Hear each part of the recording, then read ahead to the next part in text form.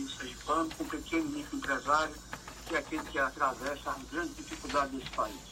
Então, gostaria de convidar todos os nossos colegas, empreendedores, empresários, para hoje, às 12 horas, estarem no Hotel Comfort, para trocar essa ideia, para ouvir as propostas do senador e também encaminharmos propostas, né? Nós estamos aí agora precisando de apoio para derrubar o veto do Refins, que, veja, Gilmar, foi feito Refins para as grandes empresas e os grandes conglomerados. Exato. E não é feito o Refins para o pequeno e microempresário, que representa mais de 85% de todas as empresas e os empregos do país. É uma luta que nós estamos encampando e vamos com certeza pedir o apoio ao senador para que no Senado da República olhe por esse segmento que precisa de apoio para que a gente consiga atravessar essa crise. Então nós estaremos lá, recebendo os colegas empresários, mas você está convidado, não só como parlamentar, o presidente jornalista que é, obrigado, para que possa ouvir também, se aproximar, porque eu gostei de uma parte que o senador colocou da entrevista, que é muito importante, que é fortalecer a economia. Não é através de programas sociais que você vai resolver o problema da miséria. Você vai resolver o problema da miséria como a Colômbia, Peru, Chile, não seja muito longe, não. Vamos fazer aqui perto da América. São países que estão passando à nossa frente, porque têm políticas de empreendedorismo, política de legislação segura e prática e principalmente política de segurança. Inclusive, entregaremos hoje, nas mãos do senador, um relatório que um integrante da nossa associação comercial fez uma missão na Colômbia e que nos revigora que é possível a Colômbia, que já foi um dos países mais inseguros do mundo, especificamente Medellín, que foi uma das cidades mais violentas do mundo, hoje está entre as cidades mais seguras do mundo e há pouco mais de 20 anos. Então é possível, sim, como o senador colocou, com seriedade, com propostas discutidas com a sociedade, é possível ter solução. Então, desejamos boas-vindas ao nosso senador e que logo mais possamos ter esse encontro com o setor produtivo e trocarmos ideias. Tá ok, então, um abraço. Muito obrigado, Pinheiro, viu? Se pudermos, estaremos lá. Mas o senhor confirma, então, a sua participação? Claro, agradecendo o convite aí da Associação Comercial, né? Estarei, como ele disse, mais para ouvir até, mas falando também, porque é preciso colocar as nossas propostas, mas certamente buscando sugestões importantes. O Brasil é um continente, né? É um país continente. As diferenças regionais são gritantes e nós temos que ter a exata noção do que ocorre em cada região do país, para reduzirmos essas diferenças regionais e especialmente reduzirmos as diferenças sociais. As desigualdades sociais são gritantes no Brasil, elas são revoltantes, né? E nós precisamos estabelecer no Brasil um regime de justiça social competente, né? Onde as pessoas possam ter oportunidades. Ele disse bem, a melhor forma de vencer a pobreza é respeitar quem produz. Essa é uma frase que traduz bem esse sentimento. A outra frase, o melhor programa social é o emprego, né? O cidadão, ele deseja emprego para ter dignidade, salário, para sustentar sua família. É isso que devemos produzir como gestão pública. Você deve confundir programa social com esmola. Exatamente. É um absurdo. E alguns confundem, e nós temos hoje 80% de tudo que o governo arrecada é aplicado em salário de servidores públicos, previdência e a chamada transferência de renda, que inclui esses benefícios todos, né? Bolsa Família, auxílio reclusão, abono, os benefícios da prestação continuada. Eu não estou dizendo que esses benefícios não devam existir, mas hoje eles correspondem a 80% de tudo que cai no cofre do governo. 40% de toda a produção nacional, do esforço conjunto de todos os brasileiros, vai para os cofres do governo. E 80% é transferido desta forma. Portanto, sobra só 20%. E aí vem a dívida. A dívida pública, ela consome 50% do orçamento só para pagar os juros. Os juros. Para a educação só vai 3%, para a saúde 3%, para a defesa nacional 2%. Então está tudo desarrumado e nós precisamos arrumar o país exatamente com essas reformas, com a eliminação dos privilégios das autoridades. Nós não temos que ter o andar de cima com ar refrigerado e o andar de baixo no inferno astral permanente, não é? Nós temos que semear justiça, produzir para os que mais necessitam, para que eles possam também ter ascensão social, melhorar de vida. Esse tem que ser um objetivo central das reformas. Perfeito. Alberto é de Lagarto. Manda aqui um WhatsApp pessoal, 988691008. Gilmar, eu sou Alberto, aqui de Lagarto. Primeiramente, diga ao senador que sou um dos poucos sergipanos, segundo ele, dos poucos, que de fato acompanha a TV Senado e tem enorme admiração pelo senador. Pergunte ao senador por que não se debate a questão do racismo no Brasil como um todo. Alberto. Eu creio que nós temos uma legislação rigorosa em relação ao racismo, né? O que ocorre é que muitas vezes a legislação não é aplicada. Combater o racismo se combate aplicando a legislação. Existe o racismo, não há como negar a existência dele. Alguns imaginam que seja mais intenso, outros menos intenso, mas a verdade é que existe. E nós temos que aplicar a legislação, porque temos uma legislação rigorosa, que coloca na cadeia, inclusive, o crime de racismo, de preconceito, e isso é penalizado criminalmente, né? Então é só aplicar a legislação. Olha, tem outra pergunta aqui no WhatsApp 988691008. Parabéns pela entrevista, obrigado. Senador Álvaro Dias, diz aqui, Adilson é um dos poucos políticos mãos limpas no Senado Federal. Muito esclarecedora, cada uma de suas posições. A opinião dele, Adilson Ribas pede, qual a sua opinião sobre as famigeradas urnas eletrônicas, famigeradas por conta dele? Oi, Adilson, obrigado, Adilson, obrigado pelas palavras generosas e motivadoras. Olha, realmente o Congresso aprovou o voto impresso, exatamente para ter uma segurança. Aí o governo vetou, o presidente da República vetou. Aí o Congresso derrubou o veto. E agora se discute lá no governo se há dinheiro para aplicar a lei do voto impresso. Porque você vota e há um recibo, né? O eleitor leva o recibo do seu voto. Exato. E fica registrado também, depositado, para que, se houver uma denúncia de fraude, aí se faça a auditagem necessária. Eu sou favorável ao voto dessa forma. Então aí eu acho que vai para a urna eletrônica e recebe o comprovante do seu voto. Exato. Aí ficamos com a cobertura necessária para garantir lisura dos procedimentos em relação ao voto. Olha, vem aí o maior encontro nacional de gestão pública no Brasil. O segundo ENAGESP, que será realizado entre os dias 22 e 24 de março, no Comfort Hotel em Aracaju. Participe do segundo encontro nacional de gestão pública, inovar e empreender. Os novos caminhos para o desenvolvimento econômico dos municípios. Informações, só ligar, hein? 3042-8860, 3042-8860, ou através do site falcãocct.com.br. Senador Álvaro Dias, no seu entendimento, a nossa legislação penal está atrasada, ela não tem acompanhado a situação que nós vivemos hoje, por exemplo, com o avançar das drogas, que ela é terrível, enfim. Ela é uma legislação que precisa ser mudada? Olha, em primeiro lugar, normalmente, quando se aprova um novo projeto de lei no Senado, eu digo, não vamos gerar falsa expectativa, porque não basta aprovar a lei, é preciso aplicar a lei. É verdade. Então, meu filho, quando era ainda um garotinho, agora já é advogado, mas quando ele era ainda um garotinho, ele perguntou, pai, não tem lei demais no Brasil, não? Eu falei, olha, eu acho que você está certo. Nós temos lei demais, o problema é a aplicação da lei, né? Se nós aplicássemos a legislação vigente, certamente nós teríamos resultados efetivos, né? Veja agora, você falou há pouco no juiz Sérgio Moro, quando ele começou a aplicar a lei lá em Curitiba, os barões da corrupção começaram a ir para a cadeia. Então nós temos uma legislação competente, é evidente que temos que torná-la cada vez mais rigorosa. E como a realidade social é dinâmica, nós temos que acompanhar a realidade social sempre aprimorando a legislação.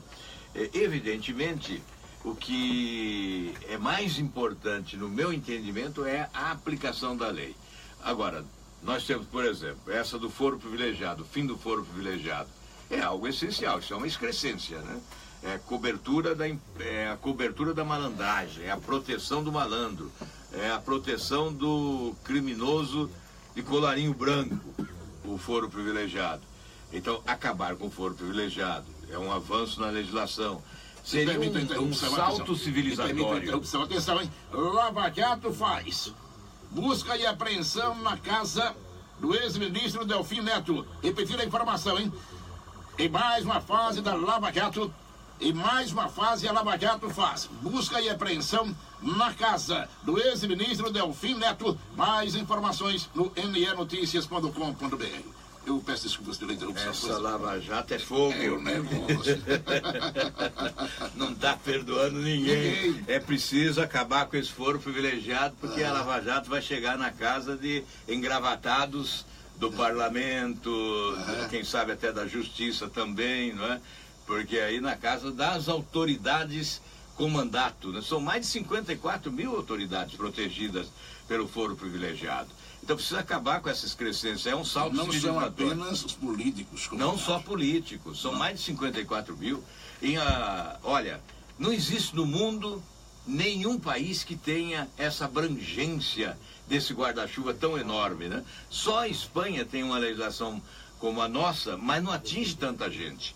Os outros países não há, eu procurei, não existe nada igual. Portanto, nós é que estamos atrasados, precisamos acabar com isso, acabar urgentemente. Então você fala na legislação, eu fui relator no Senado do projeto que torna a corrupção na administração pública crime hediondo, com o aumento das penalidades. Eu fui relator, aumentamos as penalidades, eu acrescentei inclusive o crime de peculato, o crime de concussão, que é esse crime do servidor público, do agente público, né, que pega uma propina e tal.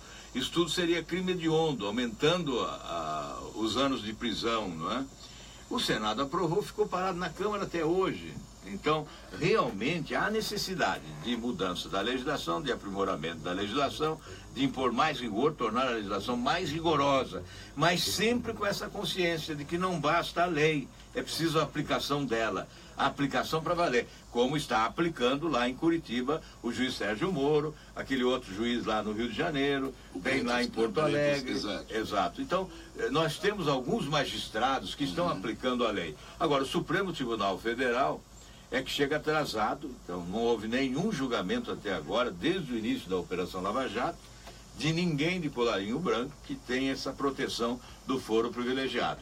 Até porque o Supremo Tribunal Federal, faça-se justiça, tem só 11 ministros para julgar tantas ações, né? Porque há ali parlamentar com 18 inquéritos, o outro tem 16 inquéritos, então é uma coleção de inquéritos e o Supremo não está aparelhado, né, para alcançar uma investigação desse porte.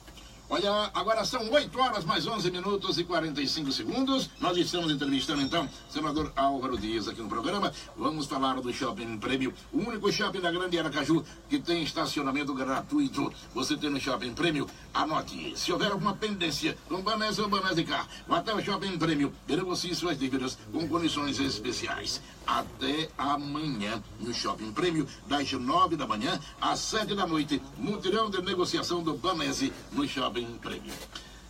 Senador Álvaro Dias, pergunto ao senhor o seguinte: essa situação que nós estamos vivendo no país hoje, a Lava Jato vai até onde?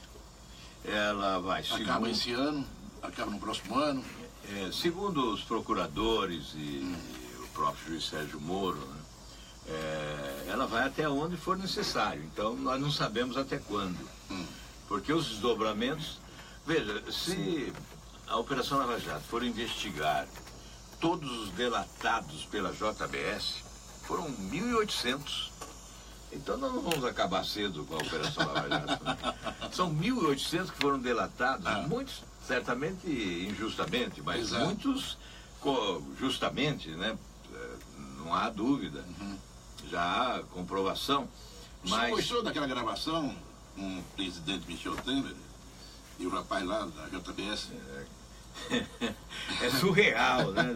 O cidadão entra meio de madrugada, escondido, na casa do presidente da República e tem uma conversa. Eu não fui na casa desse do Michel, fui na casa do presidente da República. Exatamente. É uma conversa de bandido, né? Não foi? É uma conversa de bandido, isso. Não é conversa dos dois? De um presidente da República. Conversa de bandidos. Aí precisa saber quem é bandido maior, quem é bandido menor. Mas não há dúvida que a conversa envolveu dois bandidos. Não há como não definir. Aliás, não sou eu, foi o Procurador-Geral da República, que é chefe de organização criminosa. Então me perdoe o doutor Michel Temer, mas não sou eu que estou dizendo, foi o Procurador-Geral da República, referendado pela Procuradora-Geral da República, essa senhora digna de seriedade absoluta, que é a doutora Raquel Dodge. A Lava Jato, ela é a grande responsável pela derrocada da economia brasileira? Não, a corrupção. Aqueles que fazem oposição a corrupção é a derrocada. A corrupção e a incompetência, porque foram governantes incompetentes. Foram competentes para roubar, mas foram incompetentes para governar. Então, a derrocada da economia se deve a essa dupla, corrupção mais incompetência. A Operação Lava Jato é que vai colocar o país nos trilhos. Ela dá a largada para que se coloque o país nos trilhos. Então, eu conheço isso porque fui governador e isso ocorria no Paraná. O empresário chegava no Palácio Iguaçu, do governo do Paraná, e dizia: escolhi o Paraná para os meus investimentos porque aqui você coloca o ladrão na cadeia. Eu tinha colocado já 28 ladrões na cadeia, ladrões do dinheiro público, porque havia na época a chamada prisão administrativa. Sim. E o governante, o chefe do executivo, podia colocar na cadeia sem passar pelo processo judicial. Então era chamada prisão administrativa, que era imposta pelo chefe do executivo. Eu acho que eu fui o único no país a aplicar esse dispositivo da Constituição, prendendo 28 pessoas entre servidores públicos e empresários que negociaram no campo da corrupção. E isso conteve o processo de corrupção lá no Estado. Depois, a Constituinte acabou com esse expediente, não houve mais a possibilidade. A partir de 88, então, se retirou da Constituição. Eu creio que houve uma decisão correta, porque esse instrumento nas mãos de um inescrupuloso certamente produziria injustiças. Mas eu procurei aplicar da forma correta e justa. Então, na verdade, quando você combate a corrupção, os investidores se sentem seguros. A Transparência Internacional é lá da Alemanha, sede em Berlim. Todos os anos ela apresenta o ranking dos países mais corruptos do mundo. E o Brasil está sempre entre os países mais corruptos do mundo.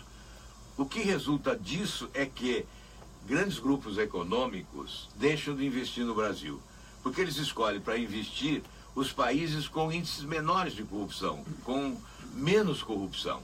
E o Brasil perde oportunidades de emprego, de salário, de renda, de receita pública. Se nós tivéssemos, por essa Transparência Internacional também, tivéssemos o mesmo índice de corrupção da Dinamarca, nós teríamos uma renda per capita 70% maior. Ou seja, cada brasileiro estaria tendo um ganho 70% maior do que tem hoje. Então veja o estrago da corrupção. Então não é a Operação Lava Jato que promove a derrocada da economia, é a corrupção.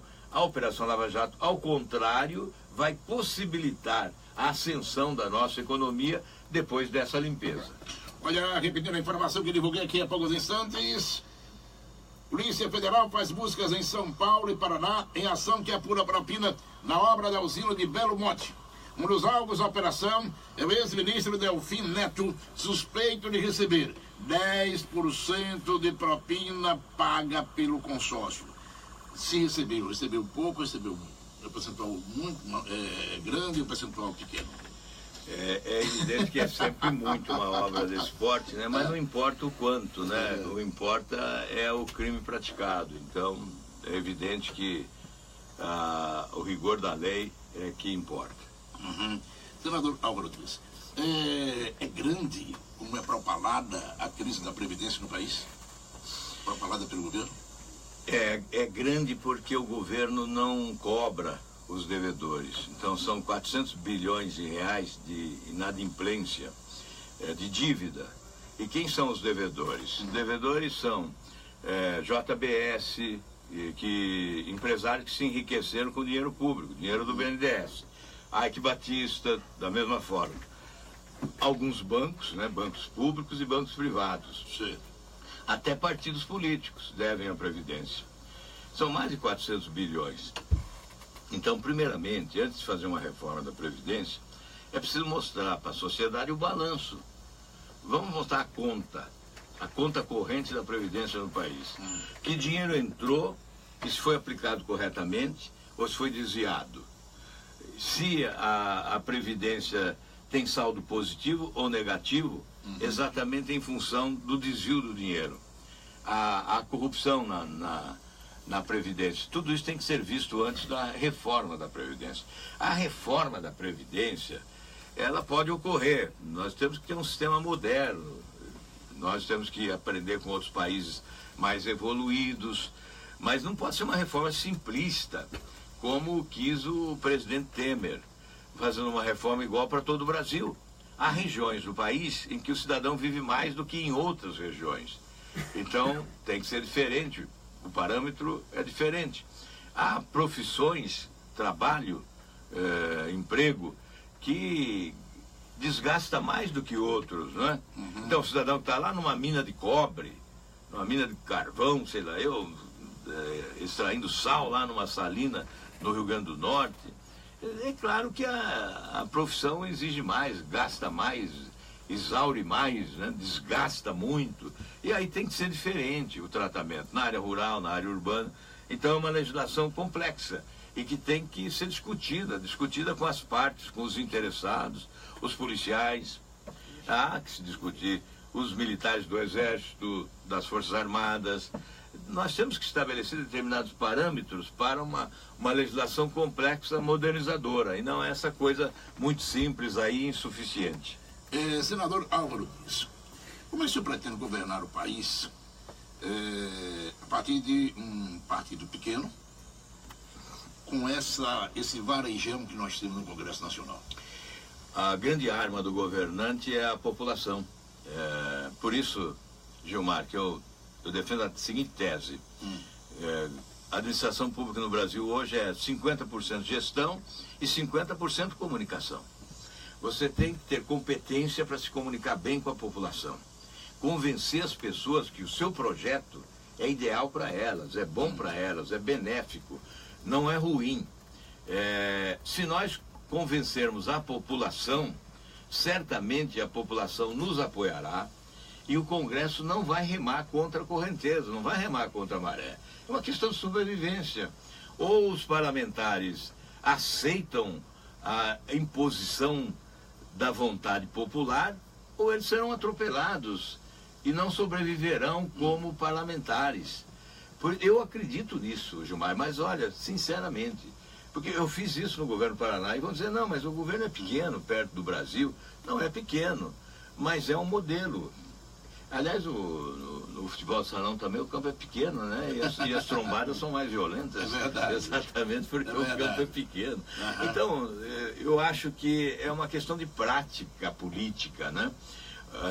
É claro que um parlamentar tem que ser prestigiado. Vamos lá, se o Zezinho Sobral for deputado federal, ele será prestigiado.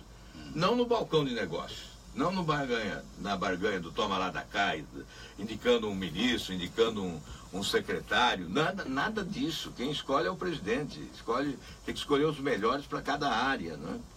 Mas ele será prestigiado como? Ele diz, tem que fazer um projeto de dessalinização da água do mar para abastecer o Nordeste brasileiro. Aí quando eu vier inaugurar, ele vai estar do meu lado e eu vou dizer, aqui o Zezinho foi um grande combatente dessa causa. Aí eu vou inaugurar um programa que é uma alternativa de trabalho para aqueles que vivem no semiárido nordestino.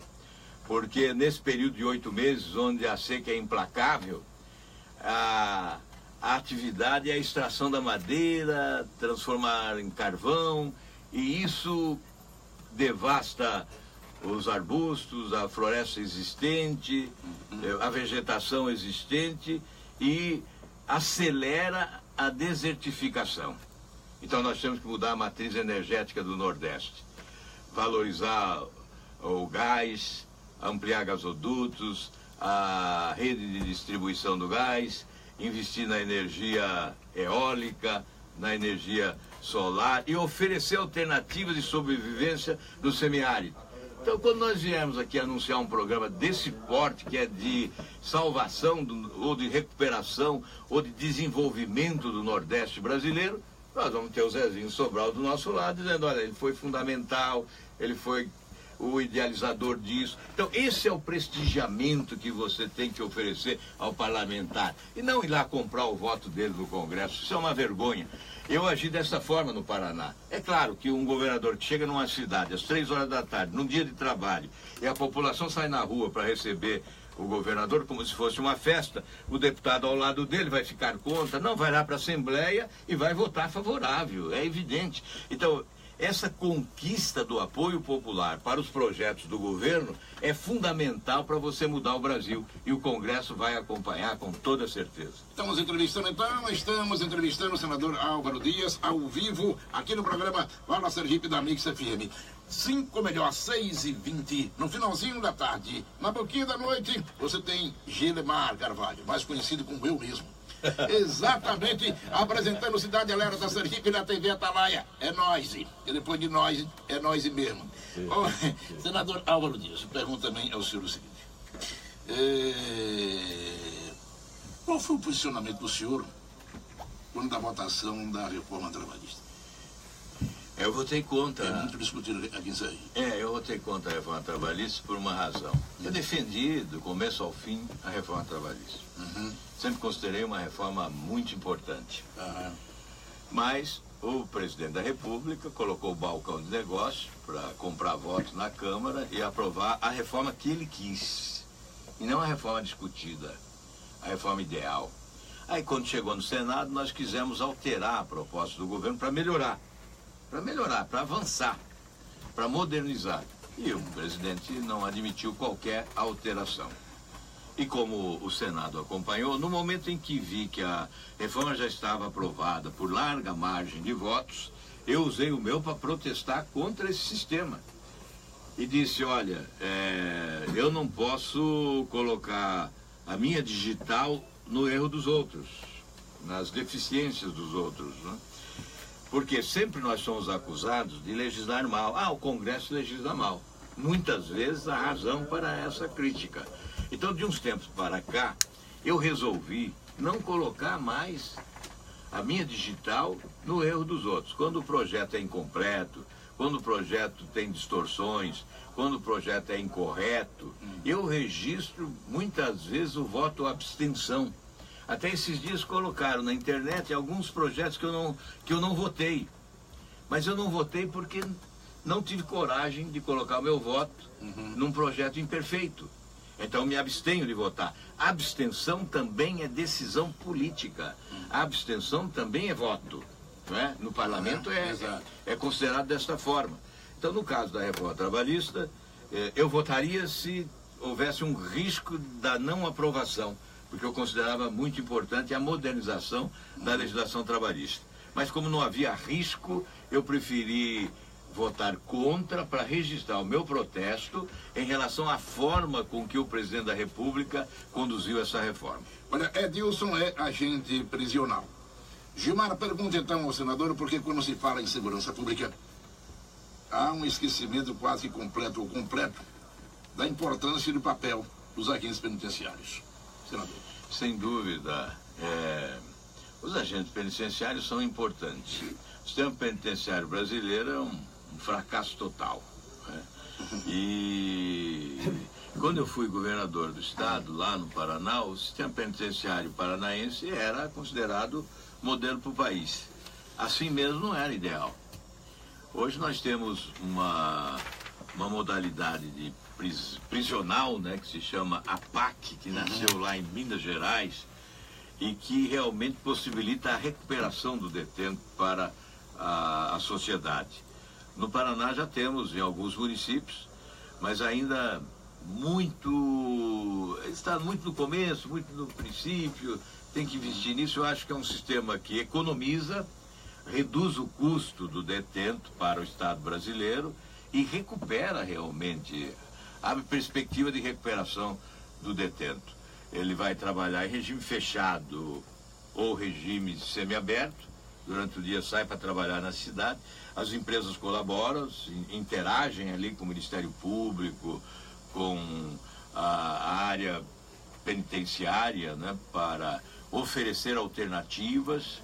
Os detentos estudam, eles ficam mais próximos da família. Então, há um sistema adequado, um sistema prisional mais adequado, que possibilita, inclusive, a recuperação, mas trabalha também com essa hipótese da economia e favorecendo o trabalho do detento. E os agentes penitenciários, obviamente, como quer aí o cidadão que indaga, né, devem ter uma legislação protetora que possibilite a ele exercer essa atividade com qualidade. Isso, olha, eu vou novamente ao intervalo e volto na sequência da entrevista com o senador Álvaro Dias, ao vivo, hein?